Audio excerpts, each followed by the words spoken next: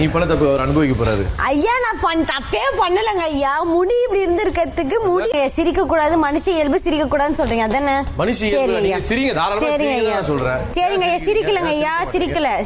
Big பாஸ்ல இன்னைக்கு மதியம் ஜாக்லின் செஞ்ச சிக்கன் குழம்பு நல்லா இருக்குன்னு எல்லாரும் சாப்பிட்டுட்டு இருந்தாங்க. அப்போ வந்து முத்துக்குமரன் பக்கத்தில் சாச்சனா பக்கத்தில் மஞ்சரின்னு உட்காந்து சாப்பிட்டுட்டு இருந்தாங்க.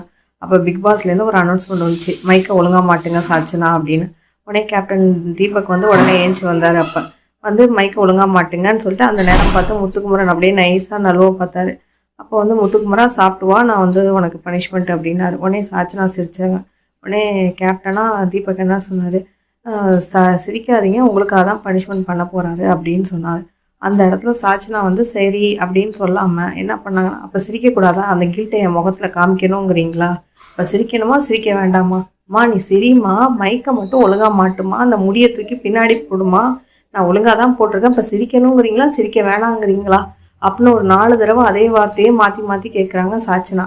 அதுக்கு விடாப்பொடியாக தீபக்கும் வந்து மைக்கு ஒழுங்காக மாட்டுங்கம்மா, முடியை திரும்பி வந்து விழுந்துற போது நீங்கள் தாராளமாக சிரிங்கம்மா அப்படின்னு அவரும் விடாப்படியாக சொல்லிட்டு இருந்தார். இந்த மாதிரி அந்த இடம் நடந்தது.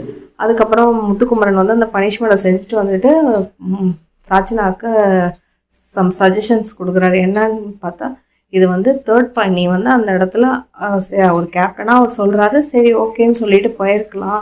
பட் நான் என்ன நினச்சேன் அப்படின்னா, சாச்சனாலும் ஓகே நமக்கு பக்கத்தில் இருக்கவங்க உனக்காக நான் நிறைய தடவை செஞ்சுருக்கேன், உனக்கு இப்போ பனிஷ்மெண்ட் கிடைக்குது ஜாலி அப்படின்னு நான் சிரித்தேன். ஆனால் அவர் சிரிக்கக்கூடாதுன்னு சொல்லக்கூடாதுல்ல, அப்படி இல்லை சாச்சனா, அது ஒரு கேப்டனாக சொல்கிறாங்க, அது நீ ஒரு தேர்ட் பாயிண்ட் ஆஃப் வியூலேருந்து பாரு, அந்த இடத்துல நீ அமைதியாக போயிருக்கலாம், தேவையில்லாமல் ஒரு வாக்குவாதம் மாதிரி நீ கொண்டு போன, இது என்னோட சஜஷன் தான், நீ எடுத்துக்கிறதும் எடுத்துக்காதும் உன்னோட விருப்பம் அப்படிங்கிறாரு. உடனே வந்து இதை நான் சொல்லணுங்கிற அவசியம் இல்லை, பட் நான் உன்கிட்ட பேசுகிறனால நான் சொல்கிறேன் அப்படிங்கிறேன். சரி இதை நான் வந்து எடுத்துக்கிறதும் எடுத்துக்காது என்னோட விருப்பம் தானே, இது எனக்கு சரியாக படலை, நான் பேசுனது சரிதான் அப்படின்னு சாச்சனா சொல்கிறேன்.